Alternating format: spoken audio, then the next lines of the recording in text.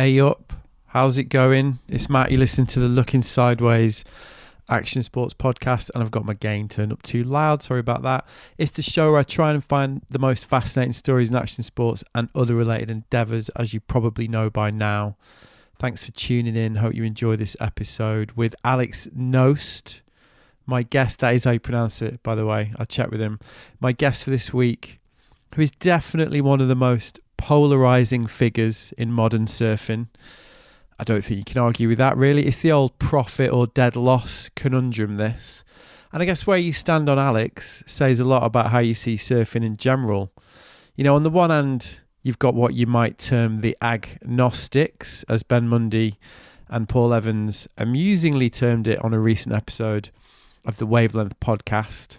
People who doff their cap to his undeniable talent but think he's the surfing embodiment of the Emperor's New Clothes. Incidentally, I don't know if you've ever read that recently, but my God, that is an absolutely incredibly prescient short story when you actually read it. Anyway, like I was saying, the surfing embodiment of the Emperor's New Clothes, an arty-party example of hipster surfing who is literally all style and no substance. That's in the red corner. In the blue corner, you've got those for whom he's basically the most stylish surfer around and a welcome antidote to the increasingly rote forms of expression that characterise modern surfing. And I guess the intriguing thing about Alex is, as with all great characters, it's very difficult to discern how seriously he takes himself and whether or not he's in on the joke, if indeed it is a joke. And that isn't really helped by his, shall we say, enigmatic presence on social media and through his various films, you know, where he's prone to gnomic utterances and a photographic style that is simultaneously shallow and or deep, man, depending on your viewpoint. It's an easy persona to send up, as the legends at Rinse magazine on Instagram have done to great effect. And having seen his latest film, Tom Madonna, will continue to be so. In the lead up to this one, I actually asked a few mates who know way more about surfing than I do for their opinion. And one of them is a pretty renowned surf journalist. I'm not going to say what his name is, but he said, ugly style, controversial, but one of the few pros who can claim to have their own style. If you consider surfing an expression of your unique self more than a sport, he's undoubtedly one of the greats. In conclusion, I find his surfing nearly unwatchable, but I also find it miraculous that he's developed a completely unique and inimitable style in an age of stylistic convergence and standardization. It's as close to art as I think a person can get within the medium of wave riding. Holy shit, eh? To which I might add that line about if his surfing is an expression of his unique self and not a pose, which is in a nutshell the Knost conundrum. As ever, your humble correspondent tried to keep an open mind going into this one. I'll be back at the end, but in the meantime, here it is, me and Knost. Enjoy.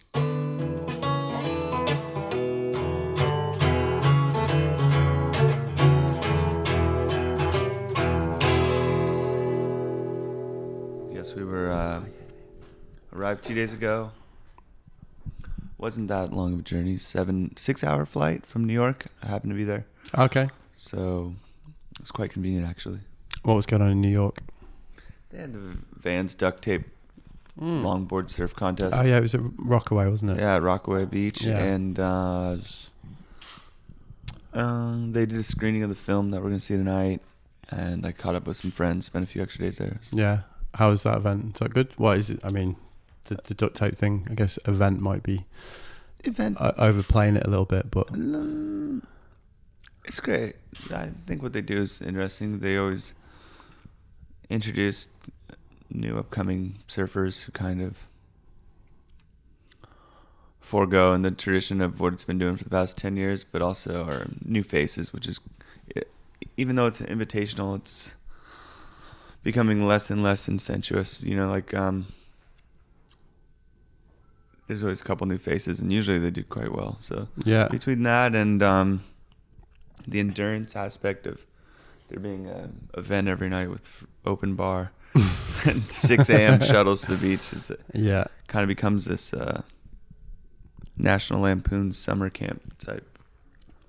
Sounds like an event. Yeah, it's an event. Yeah, I take it all back. Yeah, you got the free bar every night and got to be somewhere. It kind of counts, doesn't it? Yeah, basically. It's good though. We got quite fortunate. The waves are pretty good, for the East Coast. It's hot and cold there, and it depends mostly on weather and storm systems. Actually, the day I had to leave to come here, it was really, really good. Right, always the way. But yeah, that's how it goes. Yeah. So you're gonna show your film tonight. We're obviously at the London Film Festival, and you're here to kind of present the film, right? Tom Madonna. Yeah, the film will be playing tonight. It's already on the internet, but I think people become so accustomed to looking at something on a 2x4 inch screen, or however big your iPhone is now. Did they go back down? They went up again, actually. They went up. Yeah. I mean, I'm still on the same thing that I've had for 7, 8, 9, 10, 6 years now. So, yeah. But yeah, it's always nice to see something on a big screen with a significant sound system. I haven't seen it in a theater yet, so. Oh, really? Okay. Yeah, maybe it'll look better or worse. We'll find out. So you kind of produced it, directed it, did the music, put the whole thing together. That's right. I mean, so how long did that take? I'd say for a film, it didn't take that incredibly long. I think we did four trips for it. Some were 1 week and some were a month long. I'd say all in all, from start to finish, I could be off here 10 months. And that included the editing and the making the music and coming up with the cover art and sending it out and getting on with it. So it wasn't too bad. It was quite seamless. I think partially due to the fact that I was given complete control. Yeah, So I was going to ask you about that. Were they pretty happy to just give you some budget and say, right, get on with it? Because you clearly, you can see that you were kind of given the responsibility to put it all together creatively when you watch it. So was it a case of like, there you go, see you in 10 months, see what you come back with? I think there's less pressure, something about this generation and where surf films have gotten. I've worked on several projects, where the director's taking a year to 2 or 3 years to make their films. Most trips I go on are in conjunction with endorsement deals, sponsorships, and that'll usually consist of going on one trip, and whatever you get is what you get, and it'll become a 2-minute video Vimeo piece. Yeah. So from the hip kind of vibe is sort of the norm these days. I mean, aside from working on a big part, and if you're a professional skateboarder or a big wave surfer or something like that, we kind of just play it as it lays on these trips. So the convenient thing about this particular project is it's more of a biopic or a sort of a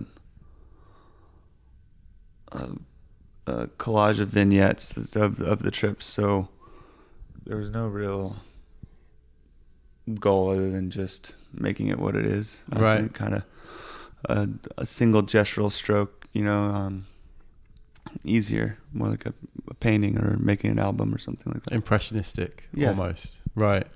Is that what the lines at the start are about then? Because there's a little bit of dialogue with you at the start, right, where you kind of like lay out the premise of the film almost. Is that kind of where that's coming from? This like impressionistic idea that you're talking about? I feel that was kind of an aftermath. Wasn't necessarily the mantra of the film. Most of it worked in reverse. This film, for example, while I was filming in France for the French section, the waves were pretty bad. But I had this idea to do a live performance with Leanne, and one in which was completely improv. So we didn't discuss what we were playing. We didn't talk to each other about what tuning we were in. Right. Wow. Okay. So anything like that. And proper no wave. It was, I'd seen her perform once before. Yeah. And it was I was obviously impressed by her confidence. I was going to say that's a lot of trust as well, right? To actually kind of go to that. Well, it kind of can go. It couldn't go wrong because it was more like a conversation, and it was in public, so that made it nerve-wracking. And I feel like when your nerves are being racked, it kind of makes for a great performance, or at least something that, like you said, impressionistic. So for her and I to play and do it as a performance live in an art gallery while we were staying there, we just recorded that, and that became the soundtrack. And right. I was going to ask. Okay, right. So I just edited the movie to that. Yeah. So performance. So you did it that way. So you did right, because that was one of the questions I was going to have, if you did the edit and then played to it, because obviously I knew that you guys had done the music, but it was actually the other way. So you did the performance and then did the edit to that. Mm-hmm. Right. So did you played with her before? No, never. We never played together. Never really even talked about music. And so with her, I could tell that she was far more competent in the traditional sense of making music than I was. However, I was kind of in a place, as you get older, you're kind of pick up some things along the way, and I conceptually thought about it as just being a success no matter what the outcome was. I don't look at music too much anymore as being traditional or being objective, more subjective. Right. And you carry that over in how you write it and perform it these days. You don't particularly worry about outcome. It's more about the performative aspect of it. More so as time, surpasses intent, the true form sort of emerges. And I mean, what I mean by that is every single time I've tried to make a song or an album, you're always in the studio and you're always talking to some engineer or your bandmate about how it sounded in the demo, and you're always kind of chasing the demo. So or the live performance, or something, or a practice. It's original conception. Yeah, well, that's why I was interested, because I play music and have played in bands my whole life. And first thing I was going to say is the thought of the performance that you and Leanne did kind of fills me with terror in a lot of ways, because of like you say, traditionally there's like a way of doing it, which is rehearsing and being drilled and like knowing what you're going to do, and like kind of being confident in what the outcome's going to be. But also, a lot of it is about, like you say, when you're in a studio, whatever, it's about trying to like kind of capture this one thing, like that might have been in the past, or it might be somewhere, and it's often not that spontaneous, is it? It just becomes so really emotional, and when you do something without hesitation, it's going to come out successful, whether or not certain people consider it terrible. I mean, that's a really confident thing, though. Well, at least it is what it is, and it's not what it wasn't. You know what I mean? Yeah, I do know what you mean, but I think that's an admirable stance on it. I mean, that's what art's supposed to be, though, right? It's supposed to be like a snapshot of a moment or of an emotion. And but often you do get hung up on like this. Is it any good? Do people like it? Kind of thing, Yeah, that's the first rule. Never give a fuck what someone else thinks. If you can do it without hesitation, maybe you could have your insecurity issues later on. But if you do it without hesitation, and you're kind of using that primal source of,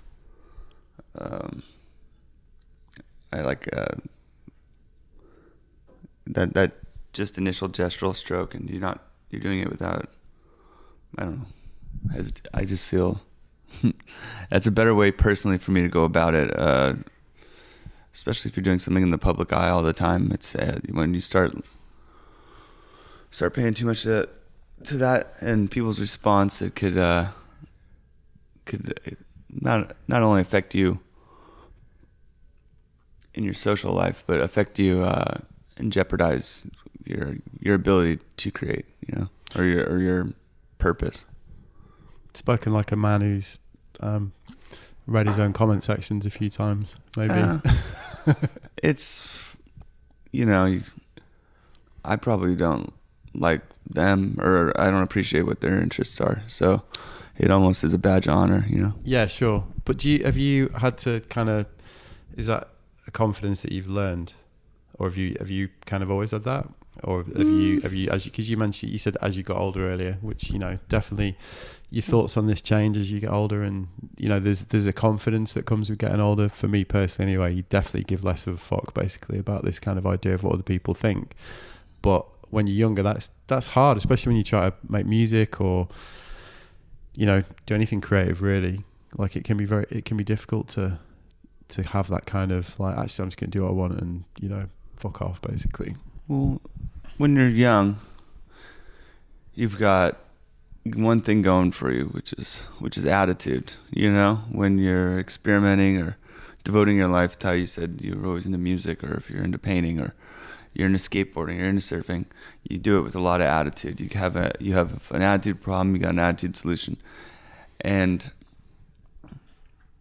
I feel as you get to a point where you have to look back at that, and sometimes you realize who is the solution, sometimes the problem. And once you get past maybe that moment, and you could realize you were never anybody else's to begin with, you know. And some people buckle under the pressure, but it's a double-sided mirror. Is that what they call it in their interrogations? You know, they can see you, but you can't see them if you're in the public eye. So you just kind of have to imagine. It's a good metaphor. You have to imagine what they look like on the other side and pretend it's not there. You just tell the truth. Yeah, right. So do you think, with the whole Tom Madonna project, do you feel like you've done that? Are you happy with that? Do you know? Yeah, it was easy. There was no emotional struggle. You didn't have to trust another artist. Although I love working in that environment. However, that can be very emotional because you're trying to be sympathetic to someone else's vision. Where here it was not a lot of going back. You know, maybe to cut it down in time, but when it came to color corrections or music or trips or places, it wasn't hard. It was just slapping paint on the wall sort of thing. Is there would you say there's like an aesthetic to what you do, whether it's like the photography, like visually? I mean, because you know, your photography, the films, the projects, it seems to be like a visual aesthetic that I can discern. Am I imagining that? Is that? No, I think yeah, there's certain people out there that can be competent enough about what they're doing to be able to express it through words, and that's not necessarily my strong point. I feel like if I'm creating this and I'm squirming around until something makes me feel at ease with it, that's kind of my strong point in working in the arts, you know, which is I prefer to work in. So that's where you find your expression, basically, with this kind of creative work, whether it's photography, music, or like the projects. Like then, that's how you can. It's comfortable. Express it. It's not about expressing. It's not like I'm waking up in the morning and saying I have this thing I need to get out into the world, or, you know, I'm no philosopher. However, it's more of looking at something and manipulating it until it's comfortable, or until it's you feel a sense of gratification, you know, and usually it has to do with composition or attitudes or something like that, piece of the puzzle. So, are you still playing music in bands? Like, cause obviously that's one of the things you've been doing for, you know, you associate with a couple of bands that you've been in, like you've done like that quite traditional sort of thing. Are you still doing that, or are you still approaching it? And more the way that you did with Leanne with this project? Or? No, I still play in a group. Tomorrow's Tulips. I've been doing that for, I don't know, maybe 6, 7 records, something like that. Yeah. But it's always changing. It's we have the luxury of not really being successful in like preconceived notions. You know, we're not on a label that's trying to get us to be on the radio. We're not trying to make our fans happy because we don't. We live in a very small subculture of the music world. I won't say music industry, but the music world where we're kind of in complete control. And when I say we, I mostly mean Ford, Archibald, and myself, because we're the group essentially, and we always just kind of go wherever we want with it, whether it's improv, whether it's practice, whether it's a song he makes, a song I make, one we do together, and it keeps it exciting, you know, whether we're recording it at home on an iPhone or a 4-track or in a studio. It's much the same. We don't have any constrictions or restrictions. That's quite a nice liberating thing though, isn't it? Just to be able to kind of please yourself in that way. That's something that's kind of,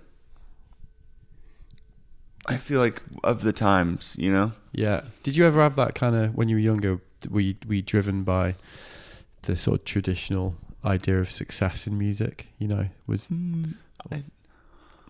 Not initially, but of course, if you get signed to a label and they're trying to, and you know, if someone's telling you you're going to be successful at something, you get kind of giddy at a young age, and quite hard not to be like, oh right, okay, well if we do this, then you know maybe it could happen.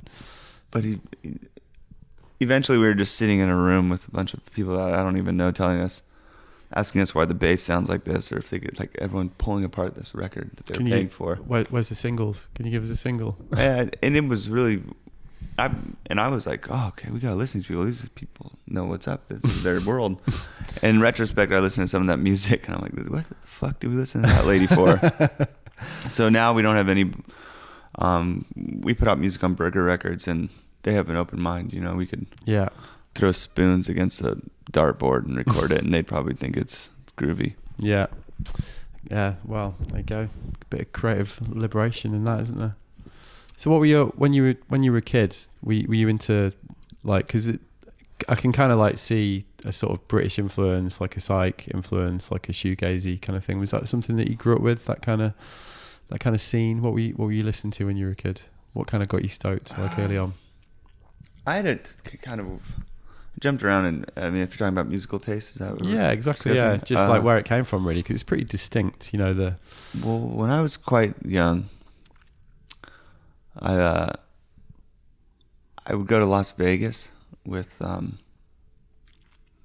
grandmother, and my parents. It was like a family thing. She was a gambler, and there was a diner, I think, in the Stardust Hotel, and it was 50s music, you know, 50s, early 60s type diner. Right. This is when I was really young. What, like classic rock and roll sort of? Yeah. Yeah. And from that, I would go home and I would watch Happy Days, and then there'd be the Classics channel where it should be Jailhouse Rock. So it was bizarre because I kind of grew up on. I mean, I loved that. You know, I sat on the couch and watched that, and I'm talking real young, you know, 12 or something. Yeah. And then I started going to the beach with my dad. My dad's listening to like Talking Heads and Bob Dylan, and what else does he love? I feel like he always listened to Neil Young, things like that. Yeah, the classics. So that was just my memories of my dad just singing every word. And that was kind of my introduction. And at that time there was kind of terrible music. I feel like all the surfer kids that I knew that I went to school with and wasn't like whatever was in Taylor Steele surf movies, and the pop punk stuff I didn't like. Like the like all the shit that was probably from my hometown. Yeah. Okay. Guttermouth, Pennywise, all that stuff. Yeah, Pennywise. That's what I'm thinking. Yeah, of. I hated that stuff. So what's that label? Yeah, because it was a label, wasn't there? With like Offspring, Pennywise. It was like basically like all the skate films, all the surf films, like all had that kind of soundtrack. Early Green Day as well, kind of stuff. I think by the time I got old enough, Dookie came out. I think I had an older cousin that liked that, and I all right, welcome to paradise. That's cool. but the really whiny shit before that, I was over, and which was actually quite funny being a freshman in high school and wanting to like listen to Neil Young or something, and everyone else was kind of in on a different trip. Right. And I remember almost being embarrassed about it. You know what I mean? What's this weird shit that Alex is listening to? I've never played that for them, but yeah, who's this guy Neil Young? And then so I went from, I kind of almost had this hyper almost through the decades sort of crash course by coincidence, 50 stuff, then into 60 stuff to my dad.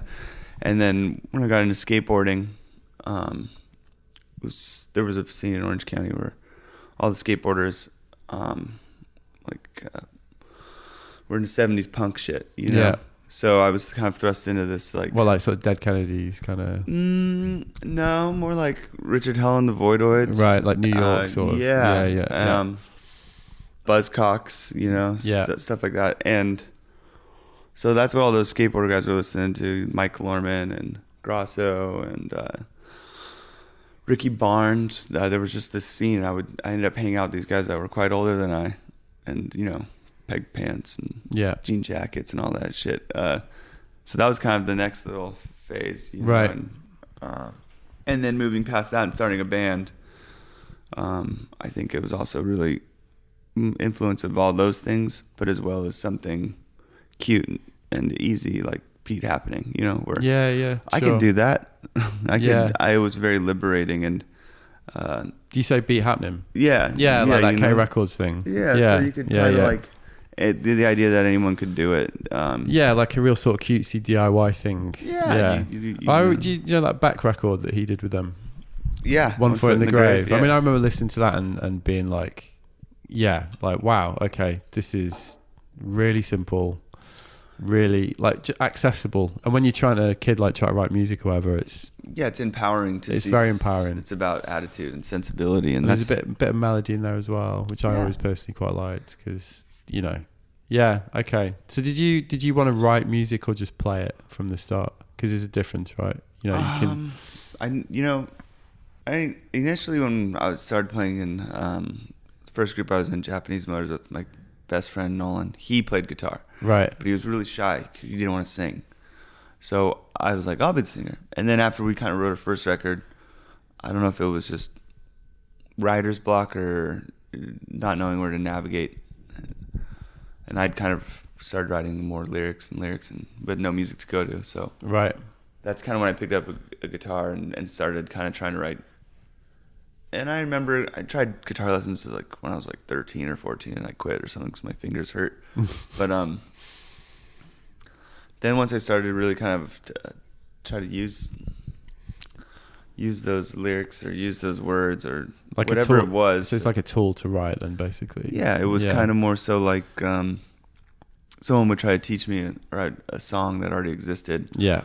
Oh, you should learn this song. It's 3 chords. It's easy. Yeah. I would get to the first chord and probably be like, well, instead of learning those other 2 chords, I'll just make my own song with this chord. Yeah. Sort of vibe. So you weren't the guy at the parties like, hey everyone, I'm going to play About a Girl. No, I don't think I even know one cover. It's interesting, isn't it? Because I think so. Were you a lyric guy? You like when you wrote songs initially, you were like writing lyrics, and that was the song kind of thing. Yeah. I would listen to what Nolan had written. I'd write some words. Yeah. Usually them, pretty. They weren't great then. But now it's kind of it bounces back and forth. It's not. Actually, now it's probably the other way around. Now it's probably writing the music and then putting words to it. Right. Kind of slam dance poetry, sort of. Mostly words, just impulsive. Not so. Not so designer or whatever. Yeah. Well, it's interesting to hear it because I've interviewed a lot of people for this thing, and like that exposure to music early on, whether it's like skate, like surf films, skate films, whatever, like those influences, like really formative, isn't it? Really like does kind of influence like the way that you view these things and like the way you view creativity, and it's like important years, those, definitely. So is that kind of at the time when you're surfing, were you getting serious about surfing as well when this is going on when you were a kid? Yeah. I mean, when you're young like that, you have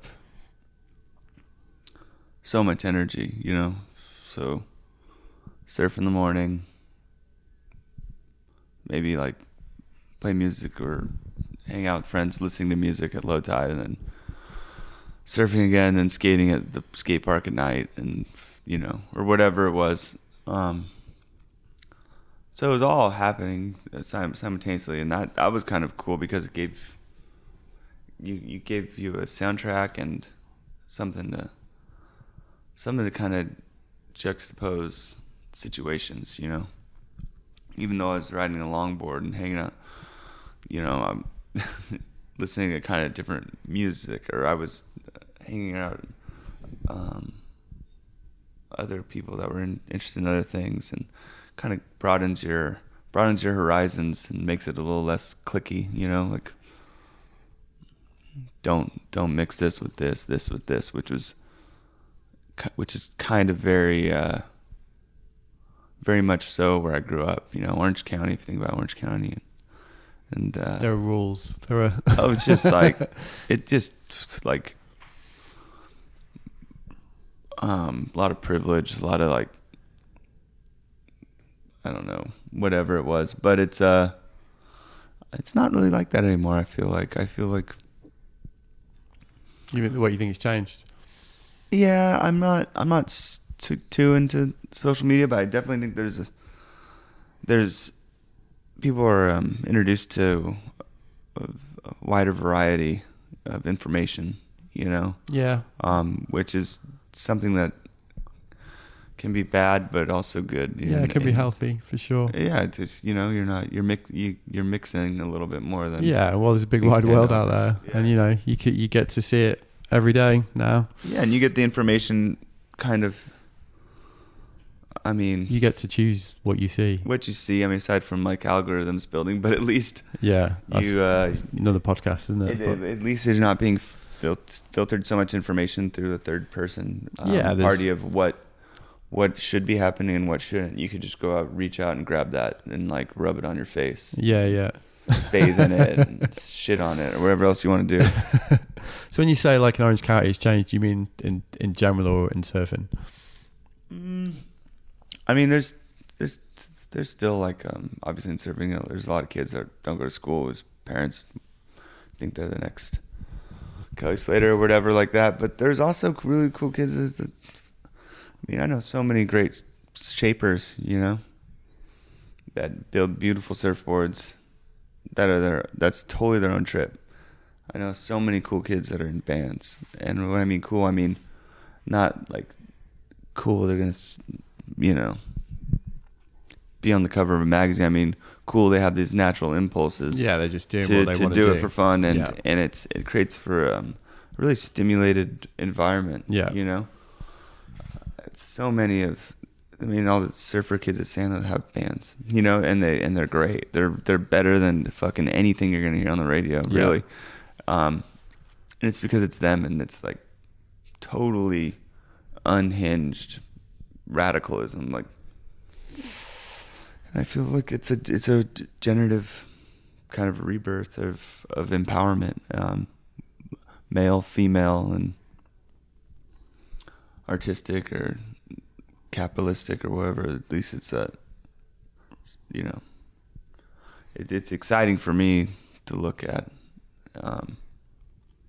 which is probably painful for others, but I like. Why'd you say that? The traditional sense of routing, you know. Yeah. It doesn't really apply in a way. Right. So when you were growing up, did you talked about like having a different sensibility in terms of music? Was that similar with surfing when you were young? Because obviously, you know, you longboarded from when you were a kid, and like, was it a similar thing? Did you were you always kind of following your own path, like from a pretty early age? I think I was following my dad and his friend's path initially. You know, like those were the guys that took me to the beach. They rode longboards. So that's what you did. And yeah, and they had a good time. You know, they were all friends since they were in high school, and they all surfed Santa on the weekends and Newport on the weekdays, and meeting some of the older shapers, like Mark Martinson, Robert August. They were kids. They were childlike, still in their 50s and 60s. Yeah. In the sense that this was their crew. This is their jokes. This was their family. This was their own empowerment. Where it was kind of a Lost Boys situation, as opposed to going to school and going to surf team, where it was highly the opposite, where it was ego and trends, and so it was different for sure initially, and then once I got my license and independence, it was still really exciting, because growing up riding a longboard, there was only so many in each surf club. They have surf clubs there, so it was normal to go down to San Clemente and surf with all the Doheny kids, San Juan, Dana Point. They were in a surf club. There was probably about 6 kids who had parents that were in that club. Right. Go to Malibu, same thing. Go to Santa Cruz. So you'd kind of go back and forth on the whole coastline in these club coalition events, they would call it. And they were kind of like the proto duct tapes, in a weird way, except we were little kids eating donuts. So there was something really cool about that. And eventually it synchronized with all those same kids maybe starting bands or getting into music or painting or photography. And it kind of just branched out from this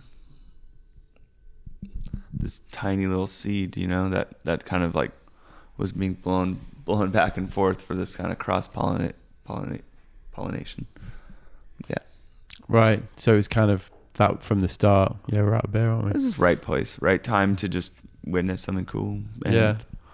I think everyone feels that in their own hyper bubble, but it was just nice to see it stem out. Sounds like a nice bubble, like a stimulating, like a good starting point to see that, to give you the the possibilities that you could follow. Looking back, yeah, but at the time it's just what you did. It wasn't like anything, Yeah. It was like, fuck, I don't my towel's wet, I can't fucking towel change, and it's fucking cold, and I want a donut or something, Yeah, of course, yeah. Which is much like any young surfer's life, so it kind of unifies, I guess, why everyone goes surfing, because there's a nice rush. Yeah. Did you ever have like a shortboarding phase when you were a kid? Did you ever sort of think about going down that path? Oh, I mean, I think after my introduction to surfing, the length of a board didn't really matter. I did it. I still do in a sense, but I don't look at surfing as board length so much. No, I don't really mean it in that sense. I more mean like when you're a kid and you start to, because you must have got to a point where you realised you were talented and you could perhaps pursue it. I'm more meaning that, because like in the path sense, like if you're gonna have a career, there's a couple of routes. Well, there's maybe one route. You try and do the competitive thing. You try and sort of do that. But it sounds like for you, competitive stuff didn't really exist for longboarding then, and in a financial standpoint, and so I didn't really have to think about it. The only reason I think I initially started riding smaller boards is in Newport Beach you have a long stretch of beach divided by jetties, and Blackie's is like a slopey longboard wave that my dad and all his friends hung out with, and it gets good, but it's not Echo Beach, 54th Street, which is the other end of the beach.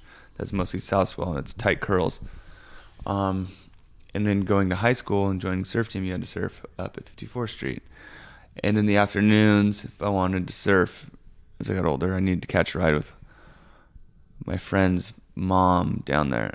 And so the last thing a mom wants to do is let some kid strap a fucking board with wax on it to the top of her car. So the only way that I could go and catch a ride with them was I would have to bring a shortboard.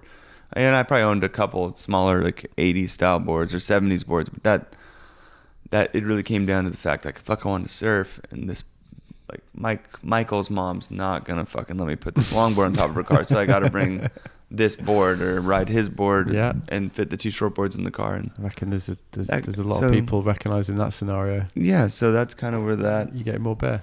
That's where that interest came from. But I don't know. It seems like I'm talking a lot. So if you're listening to this, I'm fucking sorry. It wasn't my idea to do this. You good? Yeah, I'm good. Yeah. I mean, this is generally how it goes. Yeah. This is the thing. Have you done many of these? Because I did do a little Alex Knost podcast search and couldn't actually find many or any, in fact. Because because usually you look on it and it's like everybody's done this one, and I don't really like it. You don't like it? Well, I don't know what to say. You don't like the whole so tell me about your surf history or anything. I mean, I'm trying to be nice because you're trying to make something, and I'm trying to be.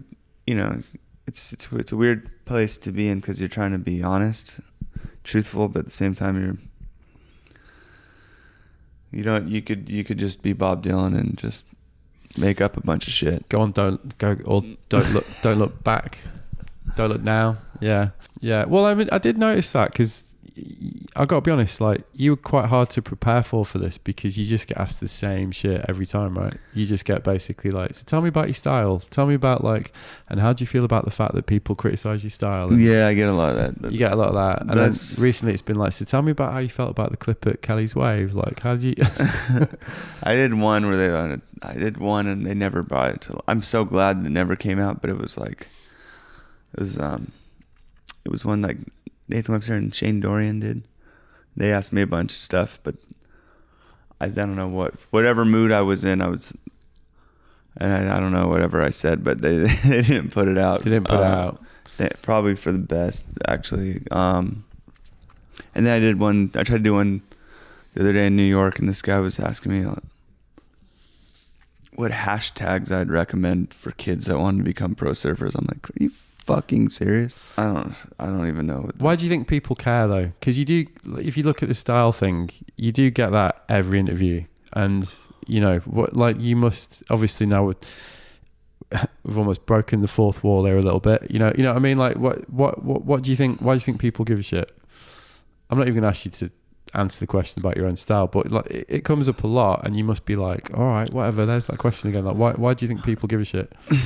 Fuck if I know. I don't know. I mean, they don't want to hear what I have to say about their style and their car and their children and their haircut and their fucking hat and their attitude and their political views and their fucking socks and their plaid. And, I don't. It's just because I'm in some ad or I try to be honest or some shit. But it's yeah, I mean, I don't go out of my way to tell people they're a kook. Because I'm not a dick, maybe they're sick of it because they got to look at me and they're totally interested in something completely different. And I don't really have to look at fucking whoever it is. You know what I mean? On the TV or in a movie or in a magazine. There's not really credentials, and what I mean by that is there's no credentials to having your opinion anymore where if you were to be interviewed by somebody that didn't do the research nowadays, it's totally fine because it's just filler for hashtag content because you surf for Vans and Vans advertises on your website, and so now they have to interview you, and there's not and that person they don't have credentials. Did they study journalism? Are they a journalist? Do they care about information? It's really easy to have I listened to this Patti Smith speech where she talks about being in kind of an infant-like stage with technology, and how we haven't really figured out how to process it and use it as a tool. And I think that's dead on in the sense that everyone has the ability to access a wide audience, but they're kind of fumbling around with it because it's too obtuse at this emotional standpoint. It's so new. It's so ridiculously new for everybody to have this ability to. So it's part Patti Smith and it's part I watched the Simpsons episode last night, and And yeah, Mr. Burns, he gets like accidentally crushed by this fictitious monument in Springfield, and it buried him alive with rocks, and everyone in the town rejoices because they think he had passed away. When actuality, he sneaks out of the rubble because he's so skinny, and he wants the town to love him, but he realizes he can't. So he buys up every single publication and media source in Springfield. Simultaneously, Lisa Simpson does the Red Dress Press, and she can't be bought. And so she has her own media outsource, and she kind of goes head to head with all the media outlets that Mr. Burns bought. I forget what they were, but the news station that you always see coming up in the paper. And yeah. And anyway, to get to the Springfield point of the story is, by the end of it, every single person in town starts their own news source, which, as we know now, kind of dilutes the any sort of continuity or credentials in having an opinion. So every single person has a paper, and I kind of fell asleep before it ended, but which is kind of like this conversation in a weird way, because we don't really know where it's going, and but we can kind of see it's going over there. Yeah. I think we should end it, and I'm not like, I think that's a great point to end it, because how can we top that? So there you go, that was me and Alex. What do you reckon? At the time, I did wonder if that one was a bit of a car crash, to be honest, due to the occasional period of awkwardness as Alex grappled with his existential issues about the whole interview process. But in the end, I thought it turned out pretty well. Quite liked the fact that we went through that whole breaking the fourth wall thing and got to address the things that obviously concern him about this whole business. I mean, it's one of the questions I get asked a lot, actually. What happens when they go wrong? Are there any that you haven't put out? The answer is yes. There have been a few that have gone tits up. I've not put them out because they're just not very interesting. They're too painful or boring to subject anyone else to. And in the immediate aftermath, I did kind of think this one might be in that camp, but then I listened back to it and it was actually fine, and a pretty revealing insight into Alex's character, which is, after all, the point of this whole interview business. And, for what it's worth, I actually really personally liked Alex, and do think his total aversion to talking about himself in the interview setting is genuine, even if I did think the Dylan reference was a little bit ill-advised and did perhaps point to a slight gap in his self-awareness. I mean, if you didn't get the reference, don't look back. It's a documentary which follows the 23-year-old Bob Dylan on a tour around the UK at the height of his fame. It's one of the classic rock documentaries. Highly recommend it. Very infamous for what a cantankerous young sod Bob Dylan is in that, especially when he's been interviewed by journalists. I mean, the thing about that is, at the time Bob Dylan was 23, he was the most famous songwriter in the world, was coming off the back of an unparalleled period of world-changing creativity that had seen him write and release 4 of the greatest records ever made in a 3-year period. Whereas Alex Knost gets to, checks notes, fly around the world, paid for by sponsors' vans, so they can try and recoup some of the money they've invested in all those surf films they've let him make. I don't think the comparison stands, really. So I didn't really have a massive amount of sympathy for that one. But, he had a lot of interesting things to say about art and creativity in general. And he's definitely walking it like he talks it. So I'll let him off. I mean, after all, if we don't have these ego-driven madmen in the house, well, we really are just another sport, eh? Anyway, on to the housekeeping corner bit. Received a letter from listener Stuart Tilley in Adelaide, Australia. Stuart writes, "Hi Matt, I'm a new Looking Sideways listener. Just wanted to drop you a line and say how much I'm enjoying it. Downloaded Steve Douglas a few months ago, loved it, listened to Sam Maguire one next, after which the decision to subscribe was an easy one." At this stage, I've heard Steve Douglas, Sam Maguire, David Carson, Jake Black, and Danny McCaskill. The main purpose of this email is to let you know how much I'm loving your podcast, to congratulate you on reaching 100 episodes. I'll be diving into the back catalogue And I love the companion website. The layout and the content are fantastic. Kind regards from Adelaide. Stuart, firstly, thanks for looking at the website and acknowledging the show notes, which do take a lot of work. And I'm not convinced anyone gives a fuck, but it does appeal to the completist in me. So I'm going to stick with it. But yeah, thanks for that. Always stoked to get emails and messages from listeners. Get me out podcast at We Are Looking Sideways or over at We Look Sideways on Instagram. Anyway, I'll leave it there for this week. Hope you enjoyed this episode with Alex. Not sure it really came that close to answering the Knost conundrum, really, but I think it's all the better for it, really. So thanks, Alex. Thanks, Demi and Chris from the London Surf Film Festival. Thank you to Ben and Simon at Vans for setting that one up. And thanks to you for listening. Nice one.